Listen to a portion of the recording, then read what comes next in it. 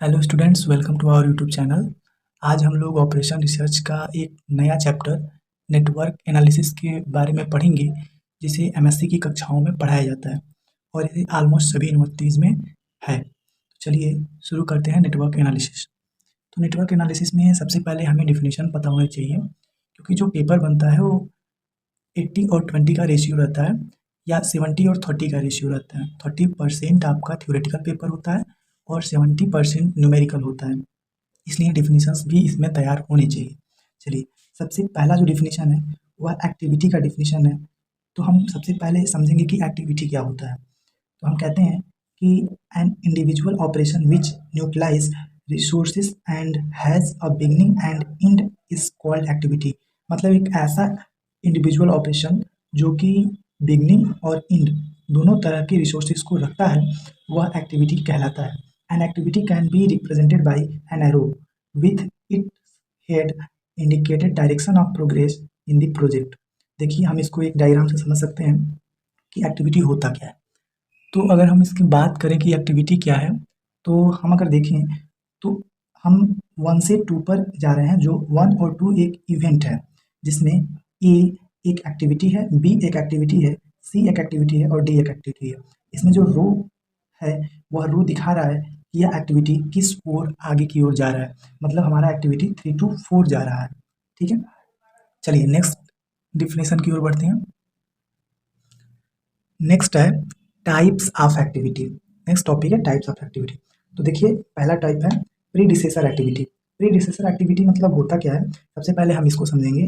तो हम कहते हैं कि N activity before the completion of this a new activity can not be started is called predecessor activity. मतलब एक ऐसी एक्टिविटी जिसके खत्म होने के बाद ही और दूसरी एक्टिविटी शुरू हो सकती है, ऐसे एक्टिविटी को हम प्रीडिसेसर एक्टिविटी भी कहते हैं।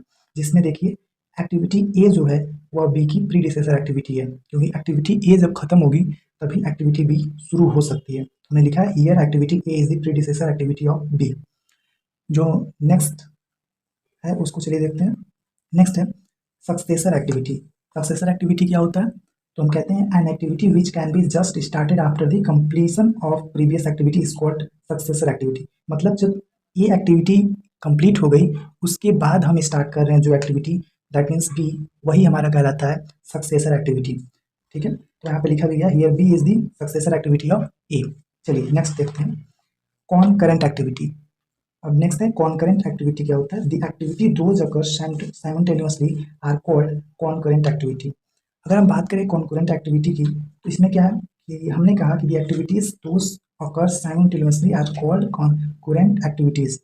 इसका मतलब क्या हुआ, तो देखिए कॉनकरेंट एक्टिविटी का मतलब क्या हुआ। जैसे कि अभी तक हमने पढ़ा कि जो सबसे पहले एक्टिविटी हो रहा है, दैट मीन्स अगर हम बात करें तो जो एक्टिविटी पहले हो रहा है उसे हमने क्या कहा, जैसे कि अगर हम 1 to 2 जा रहे हैं, अगर हमने इवेंट 1 to 2 लिया, तो जो एक्टिविटी पहले हो रहा है उसे हम क्या कहेंगे, वह एक्टिविटी प्रीडिसेसर कहलाएगी।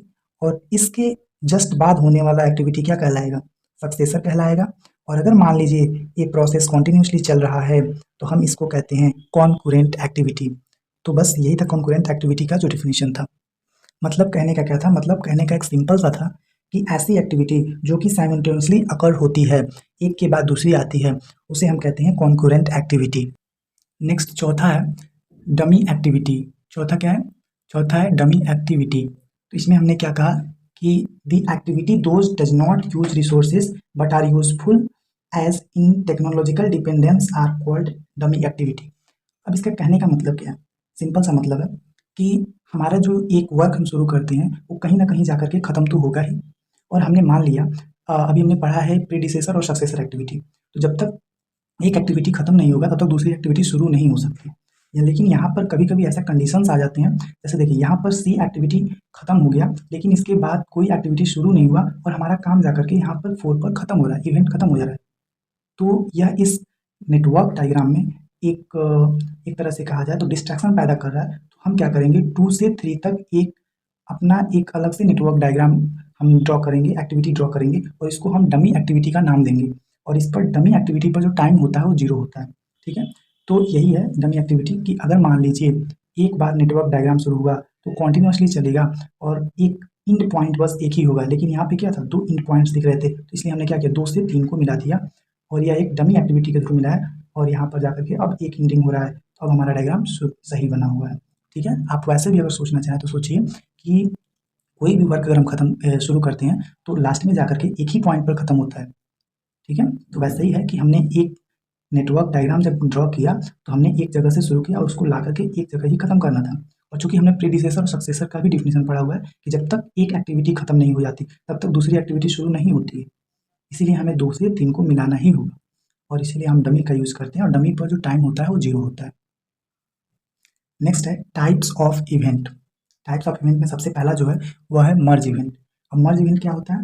हम कहते हैं the event where 2 or more activity comes and join on event is called merge event. मतलब देखिए, कोई एक इवेंट है और इस पर 2 एक्टिविटीज या 2 से अधिक एक्टिविटीज आकर के मिल रही हों, ठीक है, तो हम इसको कहते हैं मर्ज इवेंट। ठीक है, it can not B A number 1, मतलब एक से अधिक होती हैं तभी हम कहते हैं कि ये मर्ज हो रही हैं, एक इवेंट पर जो है कई सारी एक्टिविटीज आकर के मर्ज हो रही हैं। सेम इसी तरह से बर्स्ट इवेंट। अब बर्स्ट इवेंट क्या होता है? जैसे एक जगह आकर के कई सारी एक्टिविटीज मर्ज हो रही थी, वैसे ही किसी एक इवेंट से कई सारी एक्टिविटीज निकल रही हों, तब हम कहेंगे कि यह बर्स्ट इवेंट है। डिफिनेशन क्या है? The event which can be started point of 2 or more activities, मतलब स्टार्टिंग पॉइंट जो है कई 2 या 2 से अधिक एक्टिविटीज का सेम हो तो हम कहते हैं कि वो बर्स्ट इवेंट है, मतलब why is a burst event. ठीक है, चलिए नेक्स्ट है मर्ज एंड बर्स्ट इवेंट। इसका मतलब क्या हुआ कि 2 या 2 से अधिक एक्टिविटीज मिल रही हों, मर्ज हो रही हों, और 2 या 2 से अधिक एक्टिविटीज निकल रही हों। ठीक है, तो इसका डिफिनेशन है the event where 2 or more activities end and 2 or more activities started is known as merge and burst event. It cannot be initial event, मतलब ये शुरुआत वाला नहीं हो सकता, इसके पहले कुछ ना कुछ शुरुआती इवेंट रहा होगा, उसके बाद ये आएगा। ठीक है, तो हमने 2 चीज़ें सीखी है यहाँ से अगर मल्टीपल चॉइस क्वेश्चन बनेगा तो बन सकता है कि क्या मर्ज इवेंट जो होता है वो इनिशियल इवेंट होता है या नहीं होता है। तो मर्ज एंड बर्स्ट इवेंट कभी भी इनिशियल इवेंट नहीं होता है, और मर्ज इवेंट जो है वह क्या इनिशियल इवेंट हो सकता है? ये भी कभी इनिशियल इवेंट नहीं हो सकता। ठीक है, चलिए नेक्स्ट बढ़ते हैं आगे। अब आता है rules for drawing network diagram. अब हमें आगे नेटवर्क डायग्राम को ड्रॉ करना होगा, तो उसके लिए कुछ रूल्स हैं जो कि इंपॉर्टेंट हैं। सबसे पहला है each activity is represented by one and only one arrow और इन द नेटवर्क।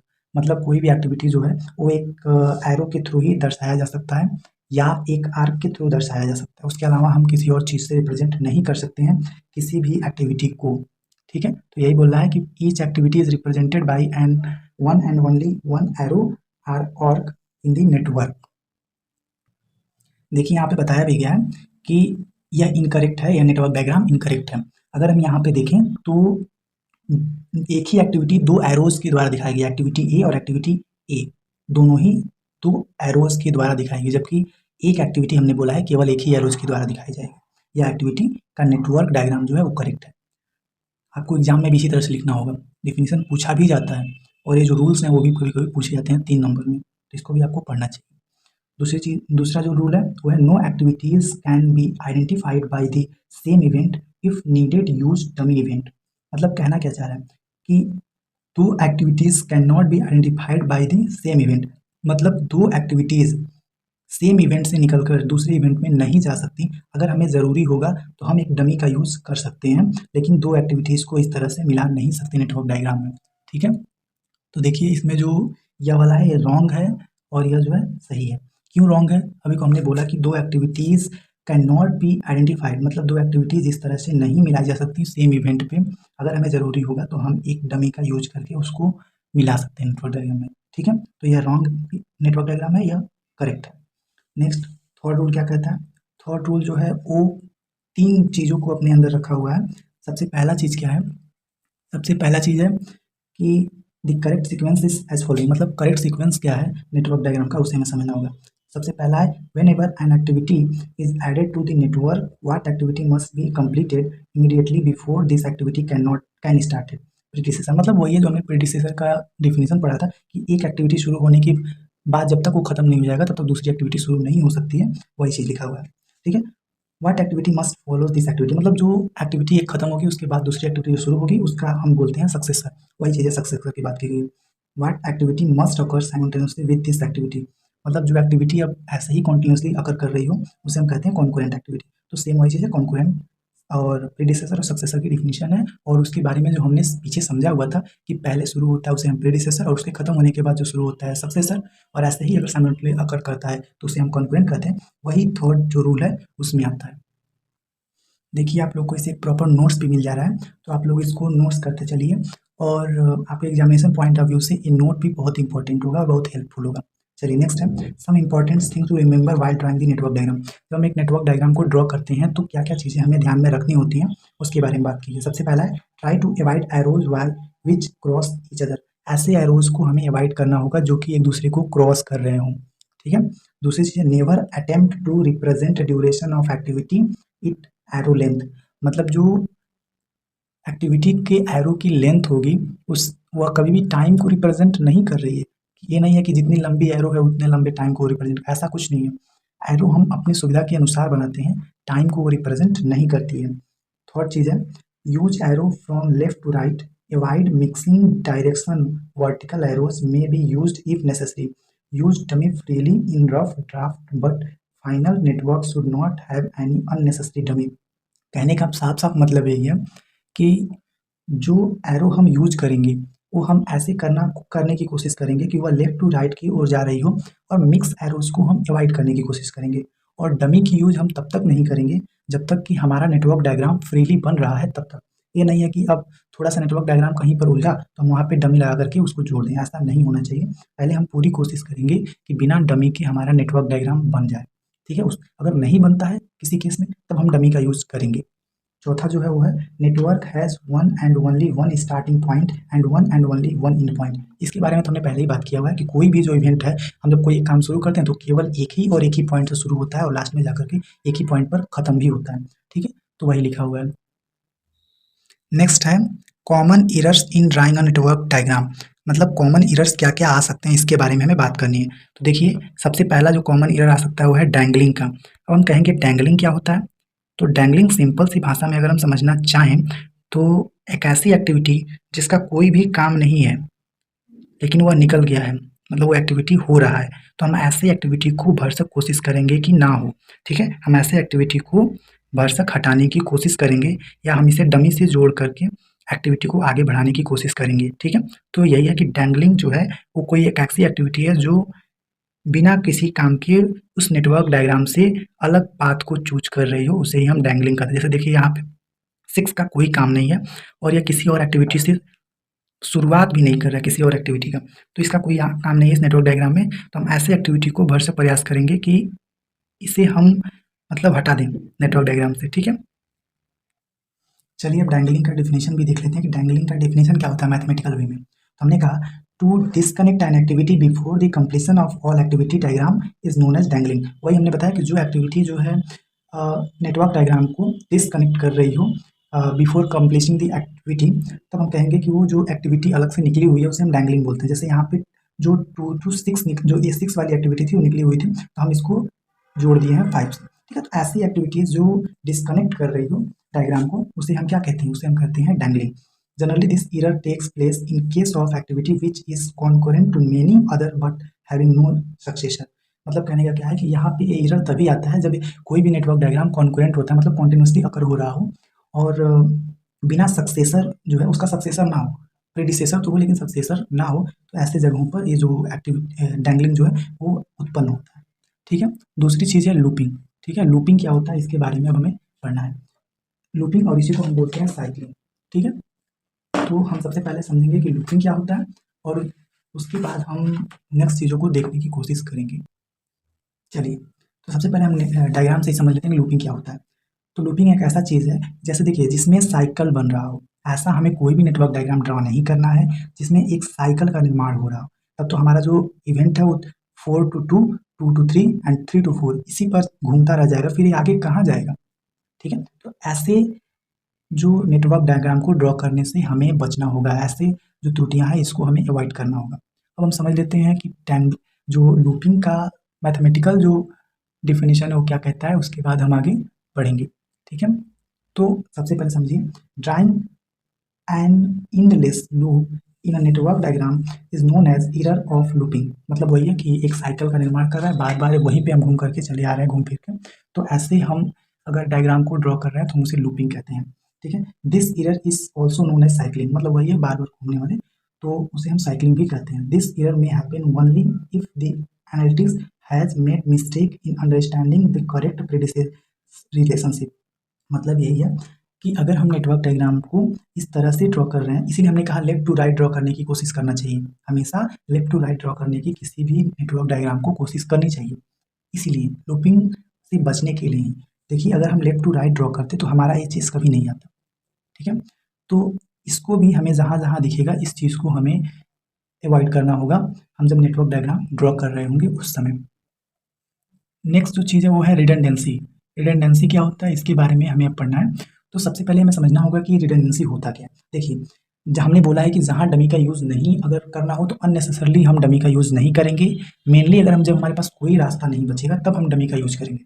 ठीक है, तो देखिए यहाँ पे क्या है कि हमने अननेसेसरली डमी का यूज़ किया हुआ है, जबकि अगर हम चाहते तो इसको हम 2 to 4 मिला सकते थे। हमारी एक्टिविटी ऐसी दी होगी, बिना एक्टिविटी 2 to 4 मिले हमारा एक्टिविटी आगे बढ़ ही नहीं सकता, या तो तब के ऊपर ही वो खत्म हो गया होगा एक्टिविटी, ऐसा हो सकता है। तो फिर हम कहते हैं increase the dummy activity unnecessarily in a network diagram is known as redundancy. ठीक है, मतलब अननेसेसरली जो है जब हम डमी को यूज करते हैं, डमी एक्टिविटी को यूज करते हैं, ठीक है, तो उस ऐसे सिचुएशंस में हम कहते हैं कि रिडंडेंसी का काम कर रहा है। जैसे देखिए 2 to 4 एक्टिविटी जो है एक डमी से जुड़ा गया है, ऐसे जगहों पर जिसका कोई भी काम ना हो डमी का, लेकिन हमने जोड़ा है डमी को, तो उसे हम कहते हैं रिडंडेंसी। तो हमने पढ़ लिया रिडंडेंसी क्या होता है।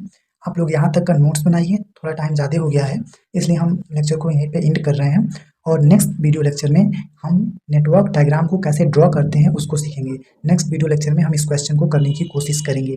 Thank you for watching this video, like share and subscribe. Thank you.